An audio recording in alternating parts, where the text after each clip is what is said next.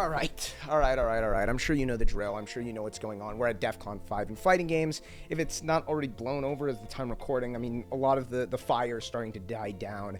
And I know I'm late as I'm late on everything. But in the modern day and age, I have to give my opinion as everybody does on the internet these days. And I'm sure, I know you cared a lot about my opinion and what I have to say.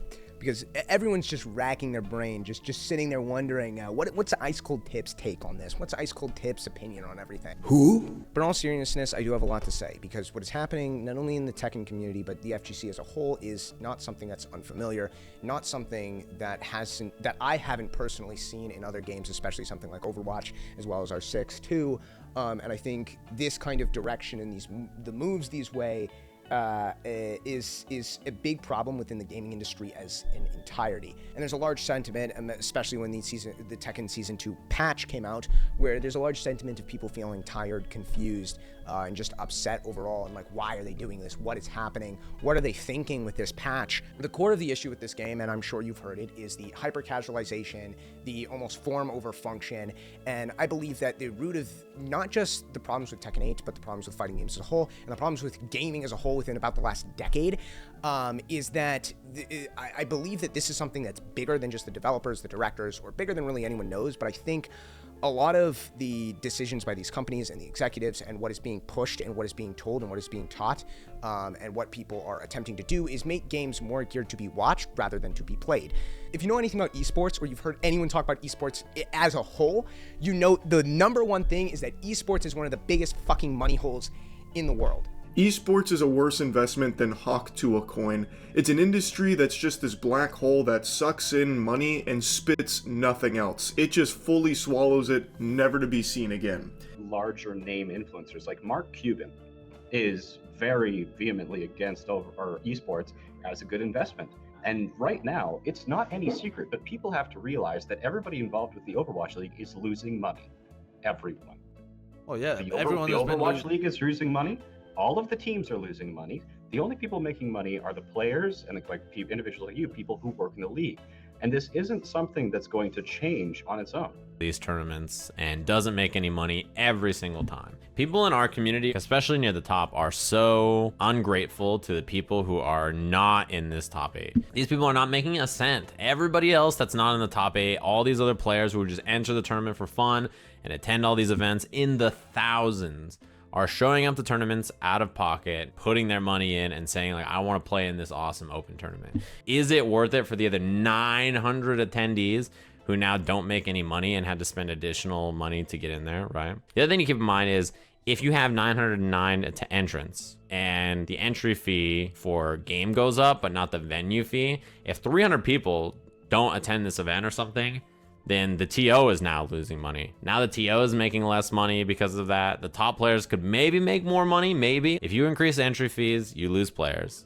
Just the way it works. They enter less games and less players will enter the event overall because it costs more money. It's already out of pocket for them. You lose money for the TO because of that, because less people enter, which means less venue fees, which means less money for the TOs, less chances of them breaking even or making money on the event. They can pay less staff. They just lose money there. There's a big loss to them.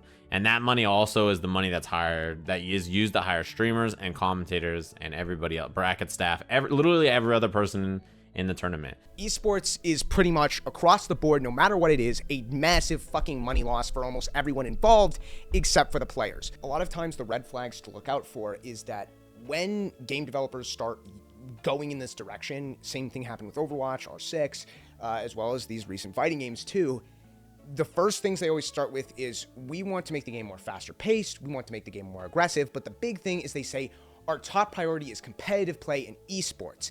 Esports is the keyword that they love. And the truth is whenever they say esports, 9 times out of 10, this is a fucking code word, especially because they'll say, we want to bolster up competitive play, we want to bolster up esports and all this kind of thing, and that's our top priority, but then they'll actively make decisions and choices that top and high level players don't fucking like, and that nobody fucking likes, right?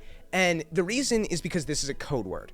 The code word is because they don't want to say the real word, because the real word is streamers. The real word is content creators. The real word is affiliate marketers. right? That is their top priority. That is who they're trying to make it for. And I'm not talking about the streamers and competitive players and stuff like that, like, you know, someone like KWIS or the main man or something like that, people who are going to spend their time dedicated to the game. I'm talking about outside forces. I'm talking about mainstream. I'm talking about multi-million subscriber and follower influencers. And this especially happens when they start losing players. Now, of course, in the case of fighting games, this didn't happen, but when they start losing players, which is natural across any game is going to start dropping off players after a year or two. But like I said, especially with R6 and Overwatch and stuff like that, they start dropping off players and then making drastic changes. I believe that this is a problem across the gaming industry as a whole, not just with those games, but like I said, many other games and many other things I hear in other communities that maybe I'm not as in-depth, that I don't feel as comfortable with talking about and stuff like that, or that I've heard from other people who play these things talk about similar issues too. Hyper-casualization, toxic positivity as well. Like a recent example and like something that I've heard about is Magic the Gathering's doing kind of similar things where there's Wizards of the Coast, and we fucking hate Wizards of the Coast. Wizards of the Coast is the fucking worst, right? They should change their name to Devils of the Coast. That's really what it is. Dotsy, right? Dotsy is releasing these like Universe Beyond packs and basically trying to almost replace their player base, and their identity with these packs that are just kind of fucking garbage, and stomps on what the community wants and what the community cares about for a bigger, more casual community.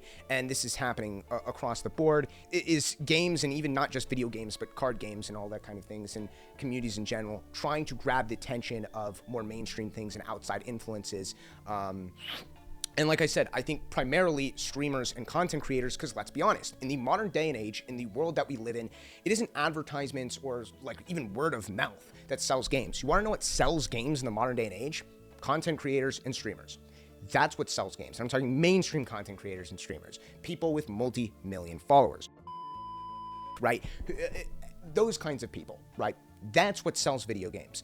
Those people, their attention, and more importantly, their audience is 100,000 times more valuable than, you know, someone who's going to dedicate their entire life to this game, someone who will dedicate decades to this game. Someone like Moist Critical playing this game for a day is hundreds of times more valuable than someone like KWIS, the main man, JDCR, whoever, fucking, you know, Nee or Arslan Ash, playing this game for their life, playing this game for decades. Them playing the game for just one day is far more important. Video games as a whole are trying to basically captivate that audience, trying to basically make something that is just superficial and just looks really fun to watch and engage in, and just go like, oh wow, and just fucking explosions everywhere and shit. Like a good example is two recent games that have caught my eye in the last year or so, which is Supervive and Bap Bap. These two games look really fucking close and very similar, and it's just barfing rainbows in my eyes. It's just barfing rainbows in my eyes the entire time,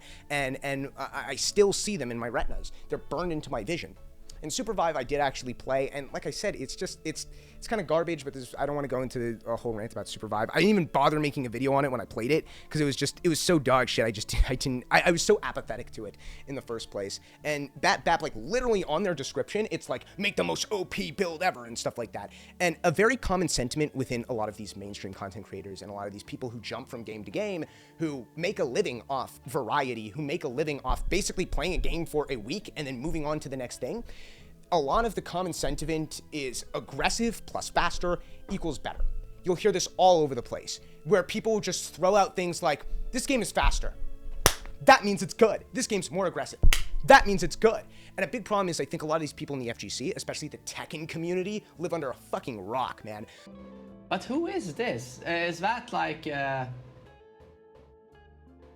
Zelda? Is that Link's dad?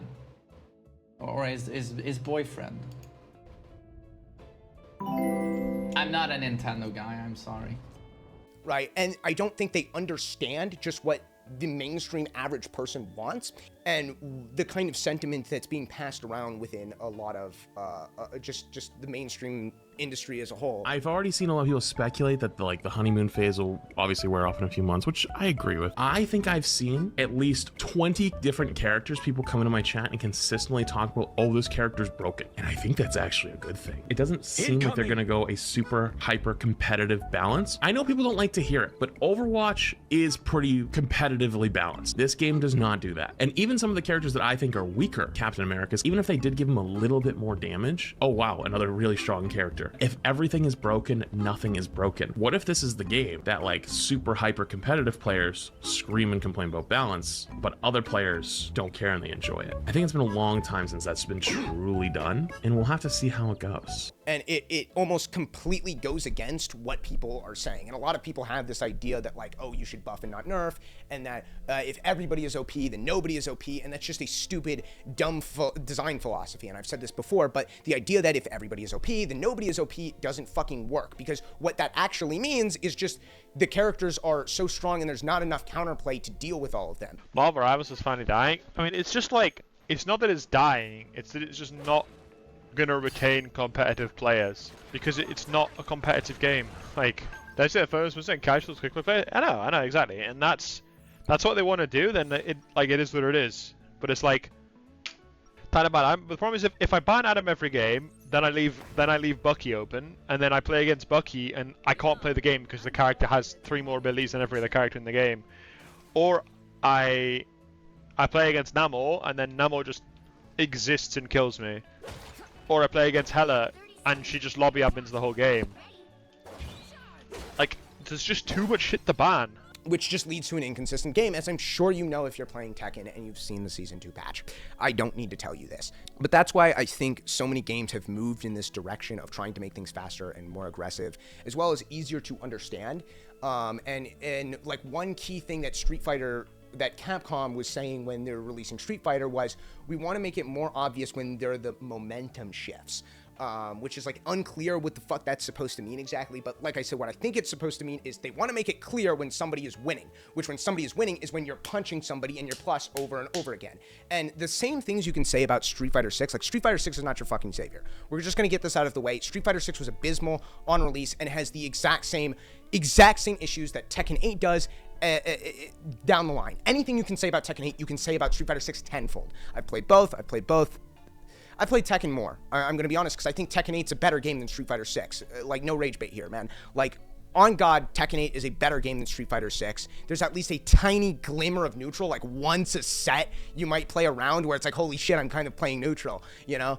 Street Fighter 6, that doesn't exist, right? And the inherent problem with both of these games is that you are just plus over and over again, forced 50-50s. The game is just gambling and rolling dice constantly, and someone is always in the other person's face. It's just, you go in, round start, you don't even fucking play neutral round start. You throw out a button, you do whatever, right? Someone has advantage, and you're going to basically force them into a guess over and over and over and over again until they die. Everything does about 50% damage, and you're going to keep doing that until they can reverse the situation. Same thing that happens in, Street Fighter 6 and whatnot, or Tekken 8, until they can get a heat engage power crush or whatever the fuck their garbage is, sidestep something or whatever, and then you're just going to keep putting them into a guess, into a guess, into a guess, into a guess until they die, right? That's the inherent problem, is that there is no neutral, there's no space to be created, there is no moments for, actual fucking mind games or anything like that. It's just rolling dice until you're just snowballing all over someone until they die. But the reason that Street Fighter 6 was successful and Tekken 8 wasn't, despite having basically the same issues, is simple. Street Fighter 6 brought in a massive casual audience, an audience that it didn't have before, an audience that only cares for it on a superficial level, and the game, hands down, you can't even argue this. The game is presented beautifully. The game is beautiful. It looks beautiful. Its graphics are great. It's got a very nice art style, a great vibe. There's all kinds of, not only are the effects awesome, the sound effects are awesome, the soundtrack is awesome. It's got all kinds of, great for fun content, the world tour mode, the lobbies and whatnot, and not to mention all kinds of customization and cosmetics. The game casually, on a very surface level, the game is amazing, and the same thing can be said about Guilty Gear Strive, as Guilty Gear Strive also has a lot of issues, right? The game is fucking one touch into Oki and then guess for game, and everyone's one-dimensional, and, you just run your fucking flowchart. I'm not going to get into the Strive rant. You've heard it before. And Tekken 8 didn't. Now, Tekken 8 did bring in some new players, but like I said, the FGC as a whole has gotten bigger, and the FGC is kind of a weird community. It's like a bit of an umbrella community. And I think a lot of the people that got into Tekken 8 didn't just get into Tekken 8, they got into Street Fighter 6, they got into Guilty Gear Strive, and through basically fighting game osmosis, kind of went in there, but not enough to overwhelm and be the majority of the community, not enough to basically silence and suppress the core community that is the normal Tekken community, right? Not enough to replace them like games like not only Street Fighter 6 did, but also Guilty Gear Strive did, and as well as games that are not fighting games, things like R6, things like Overwatch especially. That community got completely hijacked and replaced to absolutely no end. Unlike Strive and Street Fighter, Tekken 8 was not presented much better than the previous Tekken games were.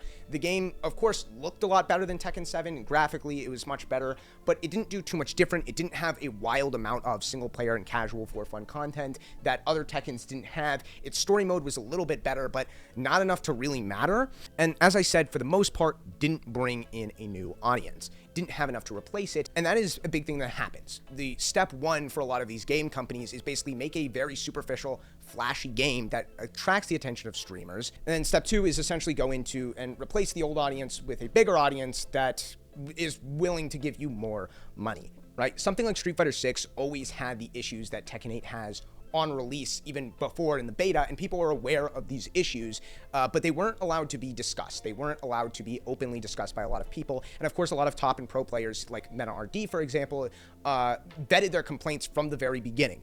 But a lot of people also went on the hush-hush.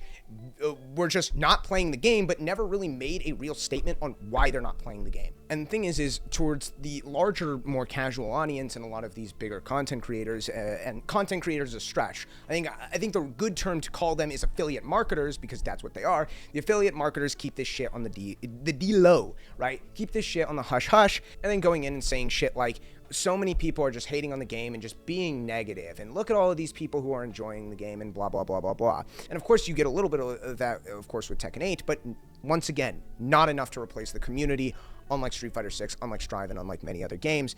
And I've said this before, but this is not a unique issue that's just been happening within the last 5 years of fighting games, but with other games as well. But at the end of the day, my point with all of this is not an inherently fighting game issue, what is happening right now in the FGC.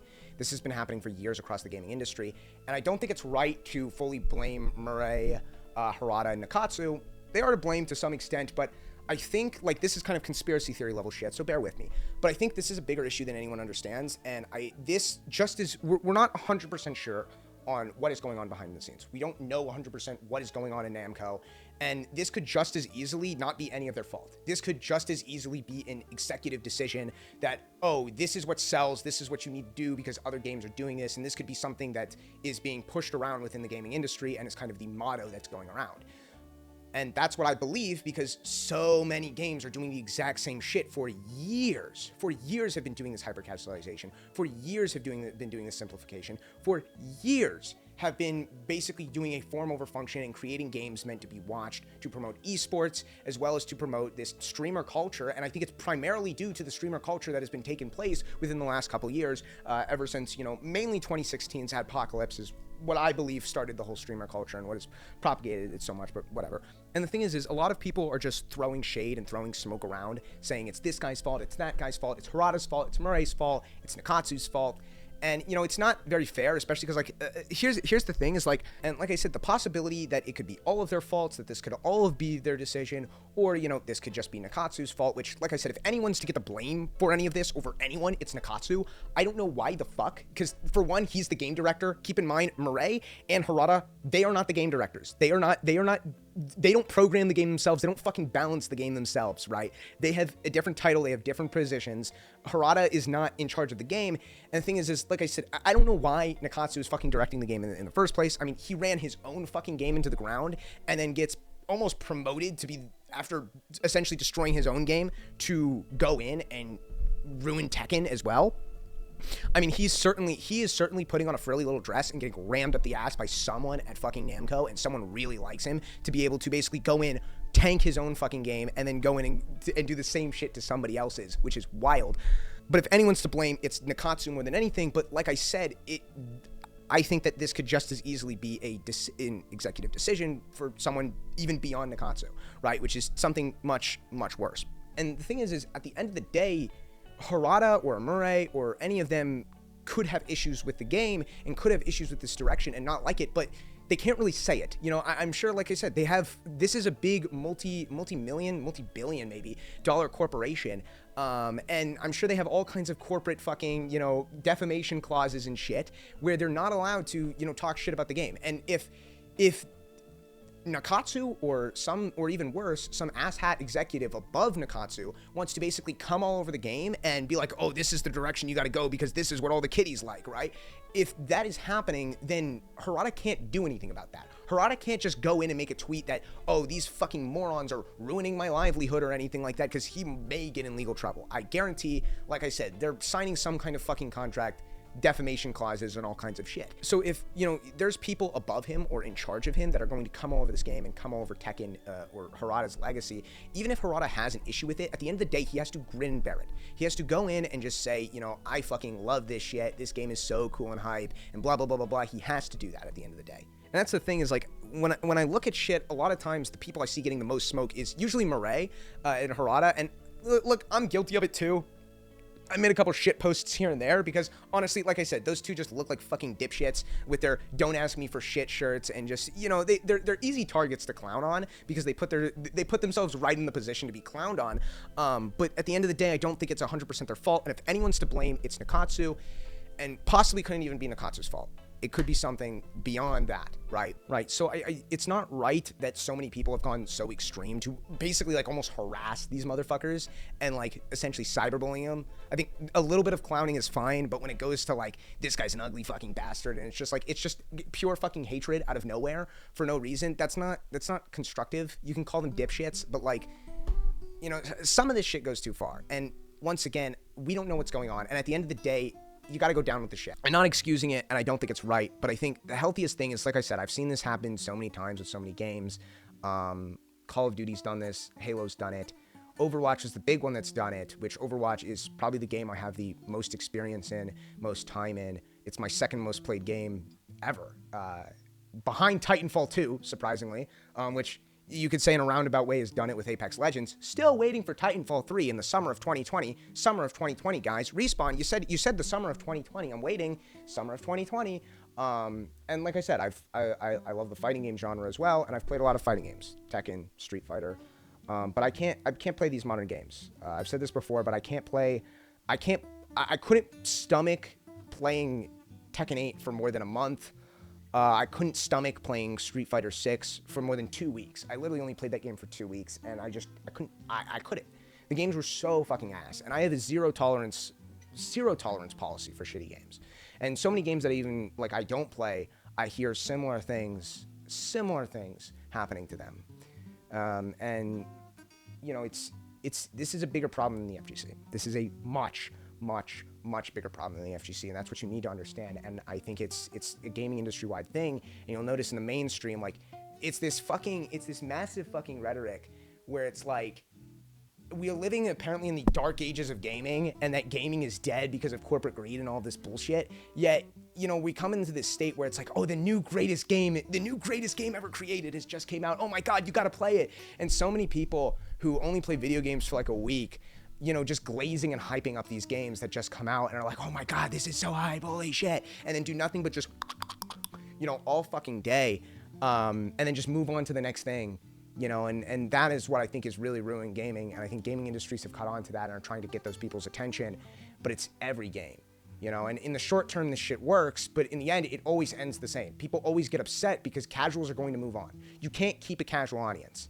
Not really, at the very least. There are ways. Some games do it successfully, but that takes innovation and that takes some self-awareness that a lot of these game companies don't have. You can't keep a casual audience. They're going to move on to the next thing, and you got to squeeze them for what they got and then cater to your competitive players. But if the game has no bones in the first place, then there will be no competitive scene, you know. And that's the sad part. I'm not excusing them doubling down on this shit. And the moment that, you know, the Tekken team saw that this game was having mixed to mostly negative reviews, they should have known they're not getting a casual audience. Nobody who isn't already a Tekken fan is going to play this shit, and they shouldn't have went down onto this Season 2 route. And if they were going to keep trying to make the game more aggressive, this wasn't, because like you gotta boil the frog. You know that expression, boil the frog, do it slowly. But this wasn't boiling the frog. They just like fucking boom, blast furnace to that shit, man. Like Fire Nation just like fucking Ozai Death Fist that shit, man, and completely charred the whole thing. This should have been, the Season 2 patch should have been Season 3, Season 4, and it would have worked and nobody would care. Everyone would be like, oh my god, I hate this game. And then fucking, you know, the most mild patch would come out and FDX and Main Man would go, oh my god, the game is fixed. And then they release 10 fucking patches that absolutely make the game 10 times worse, you know? But like I said, at the end of the day, it never ends well. It never ends well, this direction of basically screwing over your competitive fan base, because the people who are competitive players, the people who make the scene are the only people who are going to stick around in the end. And you can't cater to the casuals. You just can't. Because there's always a new game. There's always, these affiliate marketers are always going to hype up the next thing. There's always, oh my god, the new greatest game just came out. Oh my god, Oblivion remake. Oh my god, Fall Guys. Oh my god, Helldivers. Oh my god, Elden Scrolls. Elden Ring. That's what I was going to say. Elden Ring, you know, fucking Marvel Rivals, whatever it is. There's always a new greatest game that comes out every week. And then, you know, GTA 6 will come out, and that's the new greatest game ever made. Yet simultaneously, we're still living in the video game dark ages, and gaming is so dead, fam. It's so cooked, bro. Fucking ridiculous, you know. As they say, it's the best of times, it's the worst of times. You know, as they say, it's the best of times, it's the worst of times.